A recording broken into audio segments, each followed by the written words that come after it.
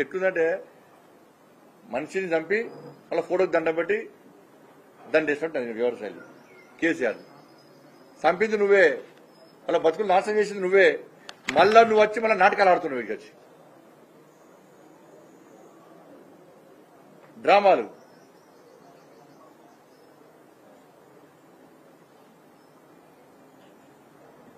ఒక్క 10 సంవత్సరాల్లో ఒక్క నష్టపోయిన ఏ ఒక్క రైతు కుటుంబాన్ని ఆదుకోలే. ఏమంటే సర్వే అంటాడు, సమీక్ష అంటాడు, నివేదికలు అంటాడు, రిపోర్ట్ అంటాడు, కథ మరాటే. ఏ ఒక్క రైతు కుటుంబాన్ని ఆదుకోలేడు.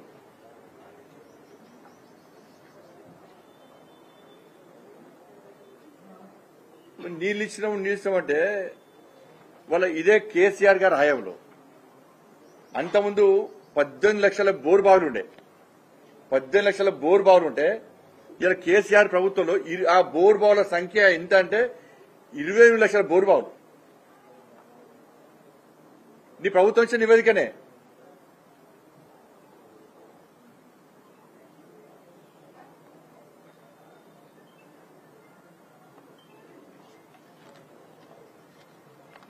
అన్ని సాగునీటి అన్ని నీ ప్రభుత్వానికి ఏటీఎంగా మారినాయి. చెక్ డ్యాంలన్నీ కొట్టుకపోయినాయి. చాలా ప్రాంతాల్లో పైసల కోసం చెక్ డ్యాం నిర్మించారు. బిల్లులు కొట్టిరు, పొట్టుకొట్టి బిల్లు చంపారు, కొట్టుకపోయినాయి.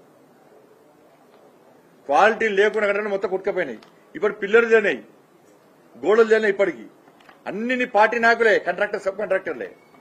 కాంట్రాక్టర్ల ఇచ్చిందే మీ పార్టీ నాయకులు, కొంతమంది నాయకులే పాపం.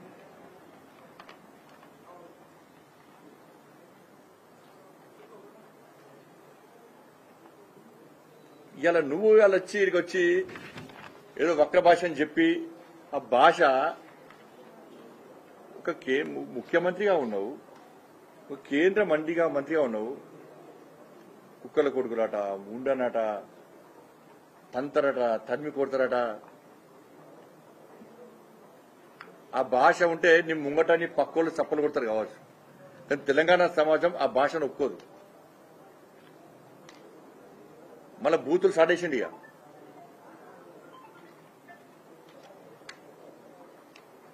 కాబట్టి కేసీఆర్ వల్లనే ఈ తెలంగాణ రాష్ట్రంలో రైతాంగం మొత్తం సర్వనాశనం అయిపోయింది. నేత కార్మికులు చెప్పాడు 270 కోట్ల రూపాయలు బతుకమ్మ చీరల పేరుతో ఆర్డర్ తీసుకొని నీ ప్రభుత్వ హయాంలోనే నేతలను పుట్టగొట్టి నువ్వు 270 కోట్లు బకాయినది ఎవరు? నువ్వే. ఎందుకు వెళ్ళండి ప్రభుత్వ హయాంలో?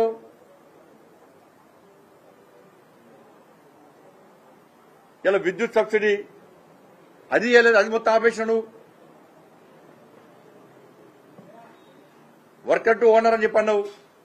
370 కోట్లు కేటాయిస్తాను. 7 షెడ్లు అక్కడక్కడ షెడ్లు నిర్మించినావు. ఎక్కడన్నా ఉపయోగపడ్డదా నీ పథకం?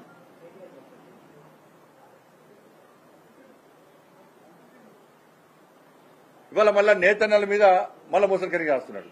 నీ ప్రభుత్వ హయాంలోనే ఆత్మహత్యలు చేసుకున్నది.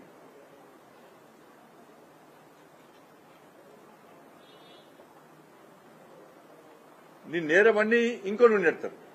ఇక కాంగ్రెస్ పార్టీ వీళ్ళు వాళ్ళని చెప్తారు, వాళ్ళు వీళ్ళ మీద. ఈ 2 పార్టీలే ఇలా బతుకులు నాశనం చేసి 2 పార్టీల కారణం. ఇవాళ టీఆర్ఎస్ పార్టీ అట్లా మోసం చేస్తే, టీఆర్ఎస్ పార్టీ బీఆర్ఎస్ పార్టీ మోసం చేసిందని చెప్పి కాంగ్రెస్ పార్టీ అధికారంలోకి వచ్చింది. బీఆర్ఎస్ పార్టీ మోసాలను గుర్తించి నేను 100 రోజుల్లో ఇచ్చిన హామీలు నెరవేర్చామని చెప్పి 6 గ్యారెంటీల పెడుతున్న కాంగ్రెస్ పార్టీ అధికారంలోకి వచ్చింది.